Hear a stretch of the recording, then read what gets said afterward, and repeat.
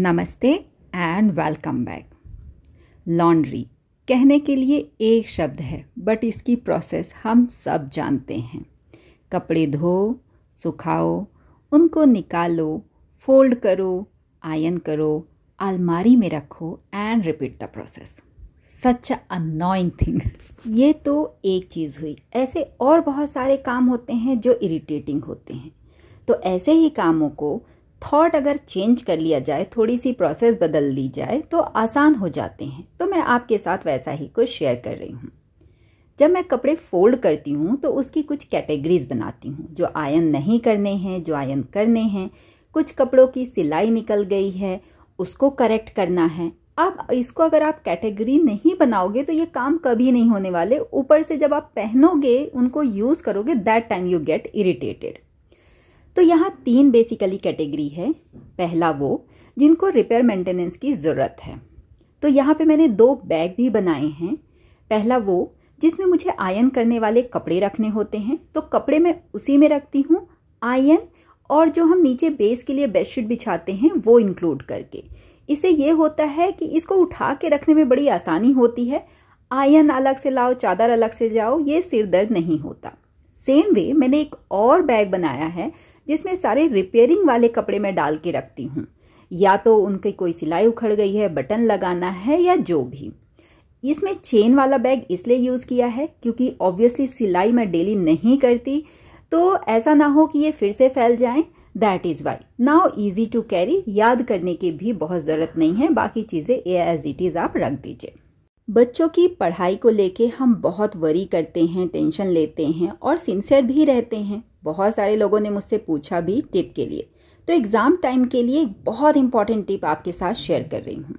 बच्चा जब एग्ज़ाम दे के आता है, बैग में ऑब्वियसली उसका कुछ पाउच वगैरह रहता है, तो आप वो ज़रूर चेक कीजिए। क्वेश्चन पेपर निकालिए, उसके बाद उससे पूछिए ज़रूर कि एग्ज़ाम कैसे हुआ। हर क्वेश्चन नहीं, अगर उसने बोला अच्छा है तो भी ठीक है, बुरा है तो कैसे हो गया, बस इससे ज़्यादा नहीं। अगर हम ज़्यादा इंक्वायरी करेंगे तो उनको और टेंशन होगा, फिर वो नेक्स्ट सब्जेक्ट के लिए पढ़ाई नहीं करेंगे। तो ये क्वेश्चन पेपर संभाल के रखिए, एग्ज़ाम के बाद आप एक साथ डिस्कस कर सकते हैं। बैग में वो पिछले सब्जेक्ट की जो नोटबुक, टेक्स्ट बुक ले गए हैं उसको हटा दीजिए, चीज़ें वापस जगह पे रख दीजिए, ये चेक करके कि कोई पेन खाली तो नहीं हो गया, पेंसिल गुम तो नहीं गई। जैसे हम टिफ़िन और बाकी चीज़ें निकालते हैं, सेम प्रोसेस।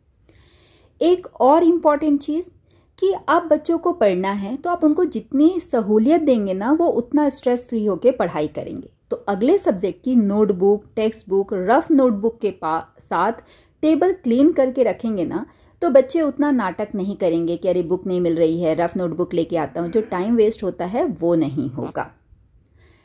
आप बच्चों को थोड़ी सी यहाँ पे फ्रीडम ज़रूर दीजिए। जैसे ऐसा होता है ना कि हमारी तबीयत खराब है तो हमें लगता है कोई थोड़ी सी हेल्प कर दे, सेम वैसा ही एग्ज़ाम टाइम में बच्चों को स्ट्रेस होता है। तो अगर वो थोड़ी चीज़ें कोई फैला रही हैं, चीज़ें यहाँ से वहाँ रख दे रहे हैं, तो it's okay, you do extra effort for them.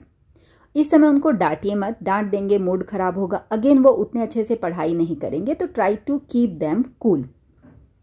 देखिए, घर के काम जो हैं एक बाय एक चलता ही रहता है। एक और है, सब्जियां तो ठीक है फ्रिज के अंदर जाती है, पोटैटो, अनियन, गार्लिक रखने का हमारा सबसे बड़ा टेंशन होता है। तो अब जहां भी रखें उसको 15 दिन में एक बार निकाल के क्लीन ज़रूर करें। इससे अगर कोई चीज़ सड़ गई है, वो दूसरे को ख़राब करती है, तो वो नहीं होगा। दूसरा, प्लेस गंदा होगा ये बड़ी बात नहीं है, क्लीन नहीं हुआ है देख के भी ये बड़ी बात है। तो जब आप सामान रख ही रहे हैं उसको क्लीन कीजिए। फ्रिज मेरा एक साथ कभी भी क्लीन नहीं होता। कभी उसका टॉप सरफेस जो कवर है वो क्लीन कर देती हूँ, कभी ये ड्रॉर, कभी फ्रिज के अंदर का। तो छोटे छोटे काम करेंगे, इसमें कोई दिक्कत नहीं, इग्नोर मत कीजिए। पोटैटो, अनियन जो पहले से हैं उनको सामने की तरफ रखिए और जो नए आए हैं उनको पीछे की तरफ, क्योंकि हम हाथ डाल के पीछे निकालने नहीं जाएंगे और पोटैटो में अंकुरण आ जाता है, ख़राब हो जाते हैं। तो जो पहले चीज़ आई है उसको पहले यूज़ कीजिए। ऐसा यूज़ करने के लिए उनको ऐसा रखना भी पड़ेगा। बोलते हैं पोटैटो अनियन को एक साथ नहीं रखना चाहिए, पोटैटो जर्मिनेट हो जाते हैं।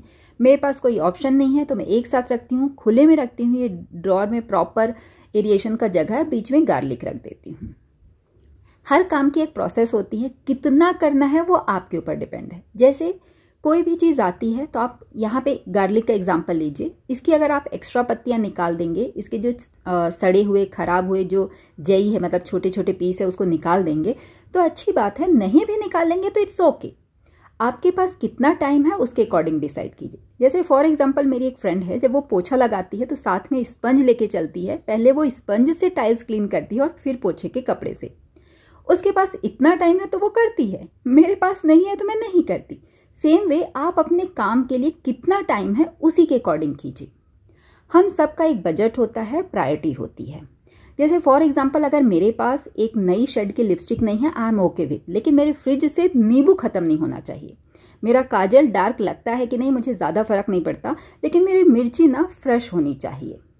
मेरे घर में इम्पॉर्टेंस दी जाती है हेल्दी खाने को। मेरा फ्रिज कभी भी खाली नहीं होता, 4 या 5 टाइप के फ्रूट्स हमेशा होते हैं। मैं इसलिए नहीं दिखा रही हूँ कि I am so much rich, I am not, I am like you only. सिर्फ ये है कि मैं खर्च कहाँ करती हूँ, मेरी प्रायोरिटी क्या है, दैट आई एम शोइंग। इसके साथ भी ज़्यादा से ज़्यादा मैं चीज़ें घर पे ही बनाती हूँ। पैसे की बचत तो एक है, हेल्थ इज़ द मेन। जो चीज़ें आई हैं उनका टेक केयर भी प्रॉपर करती हूँ। कस्टर्ड एप्पल जो पक गए हैं वो फ्रिज में, जो नहीं पके हैं वो बाहर।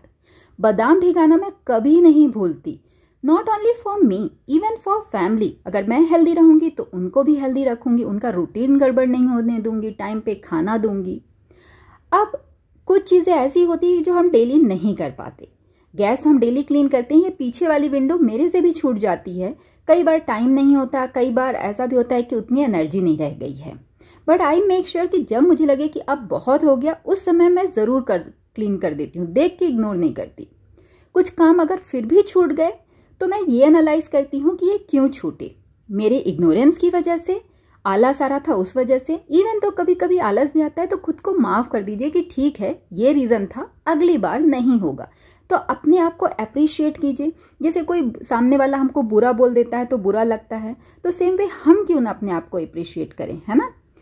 कुछ चीज़ें मैंने नई स्टार्ट की है, जैसे आयरन की कढ़ाई यूज़ करना, बोलते हैं हेल्थ के लिए अच्छा है।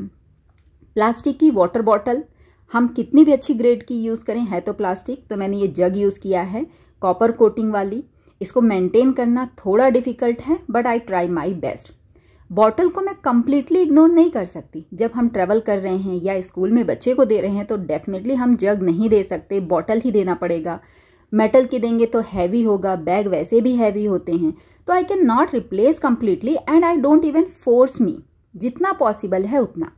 आज का एक और एग्जांपल देती हूँ। मेरे सोसाइटी में 2 दिन से किसी रीज़न से पानी नहीं आ रहा है, 1 घंटे के लिए बस आता है।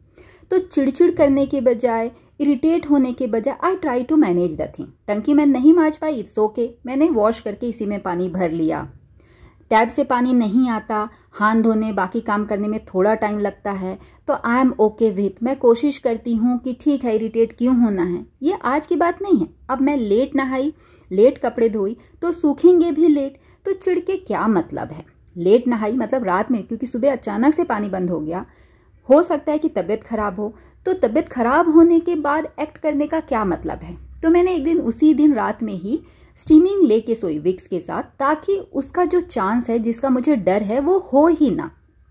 हो जाने के बाद एक्शन लेने का कोई मतलब नहीं है। अपने आप को थोड़ा रिलैक्स रखिए।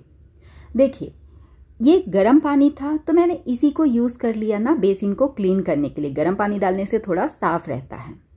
काम को आप बाद के लिए छोड़ देंगे, इसमें कोई बुराई नहीं है, लेकिन देखिए कौन सा काम बाद के लिए छोड़ा जा सकता है। बर्तन धोना थोड़ा बाद के लिए हो सकता है, लेकिन अगर ये कचरा काउंटर टॉप पे पड़ा रहा, इसमें केले की छिलके और बाकी चीज़ें हैं तो फ्लाइज होगी, स्मेल आएगी, तो ये काम पहले कर लीजिए।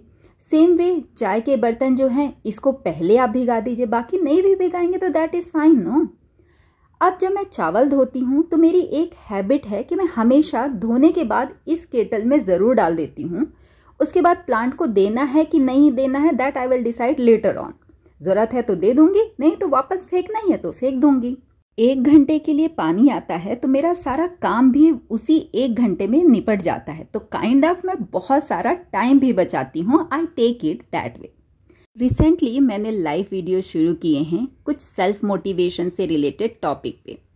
अगर आपको पसंद आए तो आप एवरी वेडनेसडे को लाइव मुझे वॉच कर सकते हैं मॉर्निंग 7:45 to 8 AM। ये कुछ फोटोग्राफी जो मैंने की थी वो शेयर कर रही हूँ।